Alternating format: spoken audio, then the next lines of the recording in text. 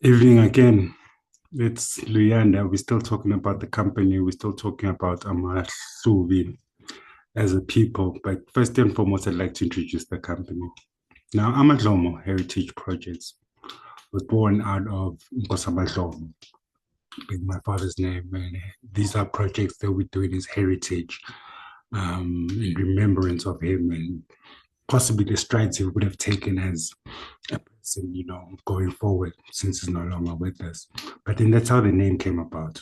It also represents the people of Amadlomo, who are part of the Amahlubi people. Amadlomo is a royal family. Uh, yes, that all encompasses what you would term a constitutional institution. To this day, it is still a company. What is happening is we have been in conversation with the mayor of Ekurhuleni regarding the IDP from 2020, 2021 to 2025, the Service Delivery Budget and Implementation Plan. And as we see now, the municipal standard chart of account is being introduced to the employees of the city. It's something we have been very much a part of in terms of understanding, the GRAP, general recognized accounting practices, and how they've tried to stop you from just uploading into your Excel spreadsheet onto the system and, doing the system manually. We were with you there. But in terms of the ITP, yes, we started in 2020. We focused on human settlements, which was what we thought would bring more work into into the community. Just to take it internationally, we partnered with the UNDP, the United Nations Development Program, in regards to three projects, mainly ESCOM renewable support projects, carbon sequestration projects, and catalyzing finance and capacity in the biodiversity economy around protected areas. Now, that in turn is mostly what we have done as a company, but I'd like to dwell more on the local part of how the company was conducted for any future reference.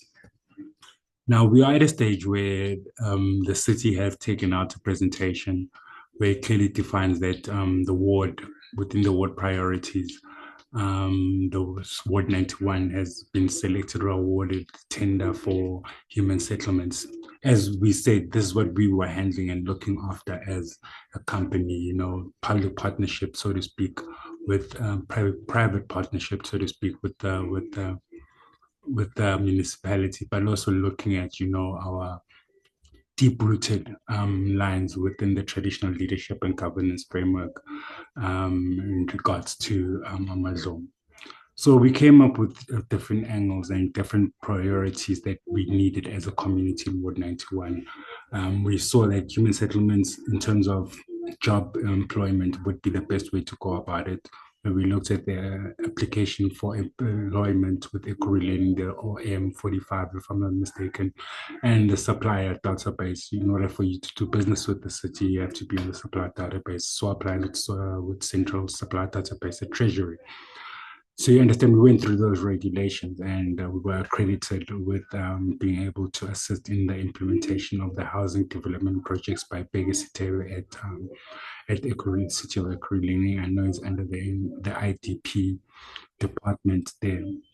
So we spoke to him and we spoke to Kutwana, and we've been in conversation with the mayoral office in regards to the different programs, dating back from, say, 2018, when I still had a different email address. I was using Ellen Pambo, but then to a point where I started now having a company and be able to negotiate and navigate well the different policies, projects, and laws that we needed to be familiar with. If you can understand, within a municipality, it's either the executive or the legislative, and we choose the legislative route more.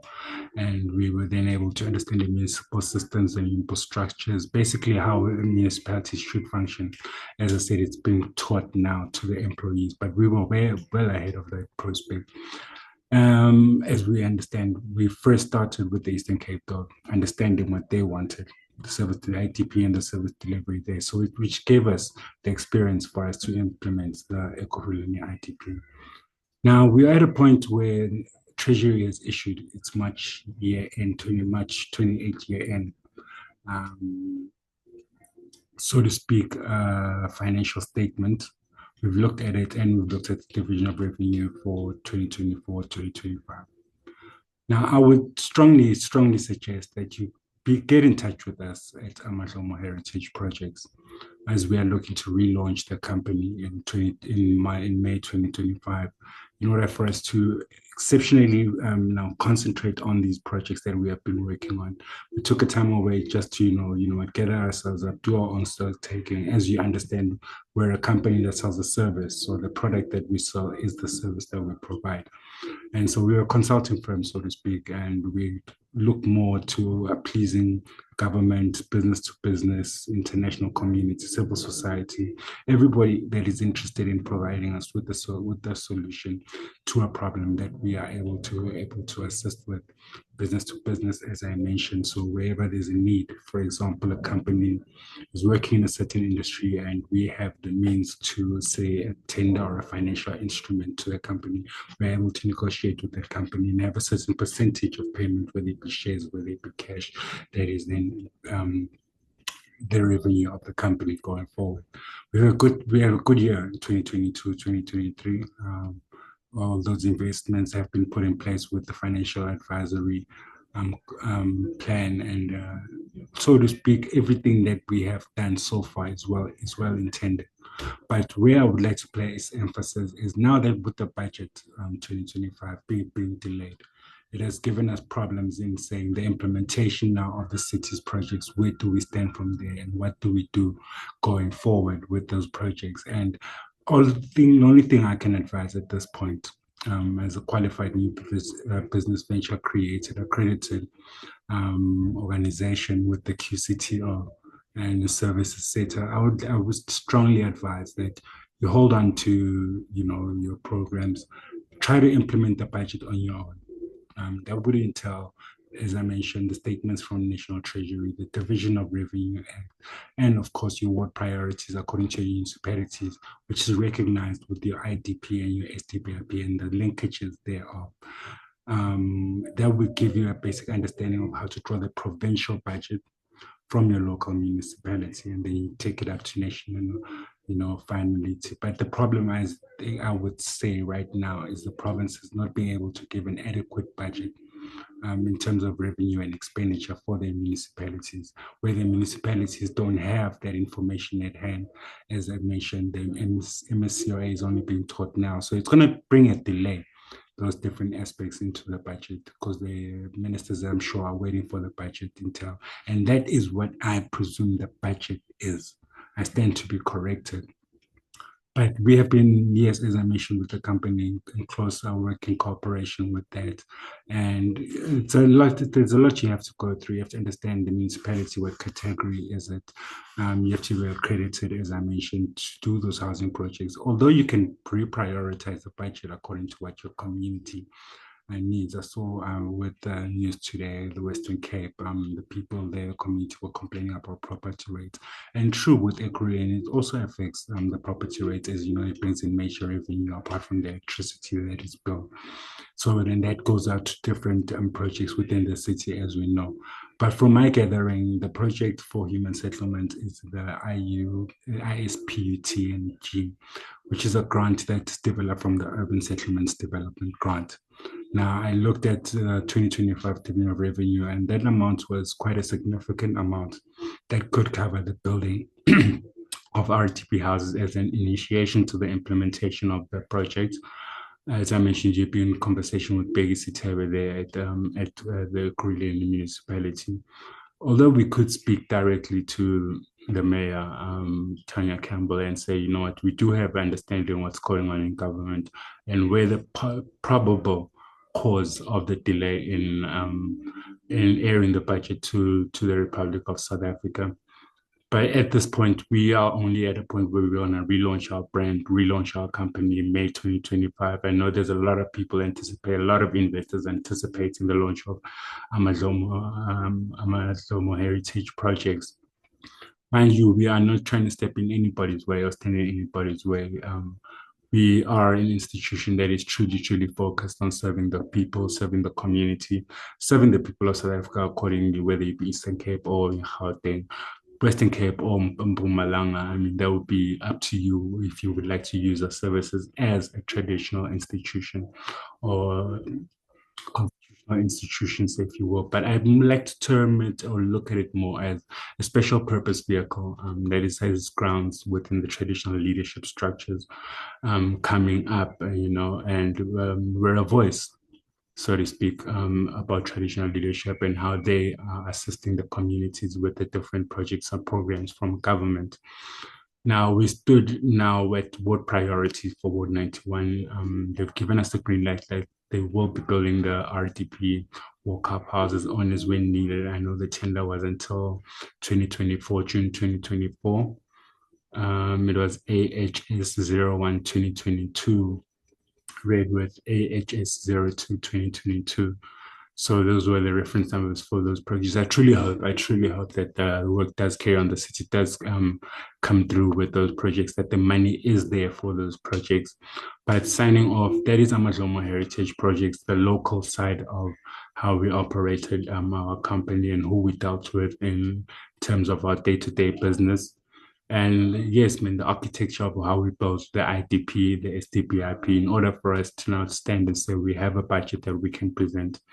But that will all come in May 2025 when we relaunch the brand. And I'm hoping the investors are keen to join us back on, and as we refurbish, renovate the whole entirety of the offering on the product offering of Amadlomo Heritage Projects. It'll be great to see us. It'll be great to be with you. I would like to say in closing off, I hope the government comes to a mutual understanding rather than breaking up the GNU and saying the problem lies not with you, actually. It lies not with the municipality, but it lies with small business or business that is able to implement these projects on your behalf for better quality, better procurement standards, better overall handling of the aspect. But we welcome the MSCOA and say, you know what, they're equipping now the municipalities with different transactions, different accounting procedures that should be followed, which is basically our financial statements that we have been sending through. We have not set up one for 2025, but we are hoping when we launch our company in 2025, our investors, our creditors will have come through to say, you know what, we're ready to launch. We're launching on the 17th of May, 2025, but that's when we'll be back and we're looking forward to seeing you. Looking forward to being with you. And on the second segment now, we'll be speaking closely about Amadhlomo, closely about Amadhlomo Traditional Council, the provincial gazette that was taken out by the Eastern Cape Provincial Government in regards to recognition of traditional councils in the Eastern Cape, and overall the whole matter as we reply to all questions regarding traditional leadership or the traditional councils in South Africa and what purpose we drive or what we serve as the youth that is coming up to fulfill those structures in the near future, and how we are actually conforming and actually saying, we're putting our hand up and saying we can assist.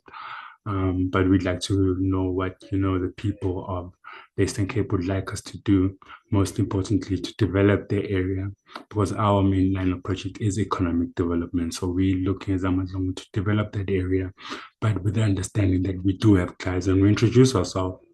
We're fairly known in the Johannesburg, Gauteng area. We're fairly known in the Washington area with our work with the World Bank, and I mentioned the UNDP and the Department of Forestry, Fisheries and Environment as a ministry in the Southern Africa. We are familiar with that. We have worked with them closely. So we come with a massive amount of experience that we have accumulated or developed in the past years that we have started the company, and we look forward to coming back and being with you guys in the economic and business world and turning it up a notch so that you understand that it's been a great experience. And yeah, man, good luck with the budget.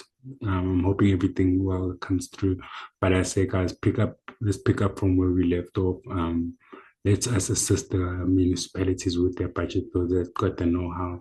And may the best province win, may the best city win, and may the best national department win in terms of the allocations and equitable share from the division of revenue. I look forward to hearing how all that well goes. I remember there was a slogan that said we're building 200,000 houses. That was the president, and I'm still hoping that still fulfill that promise. But I would like to say, as a Carillion, as Ward 91, we've pitched up and said, you know what, this is how far we've come. I'm saying take the baton from here on, whether it's a community property association, whether it's the community on its own, take the baton from here and then lead us forward going forward. Otherwise, we'll see you on the 17th of May, 2025 on our return.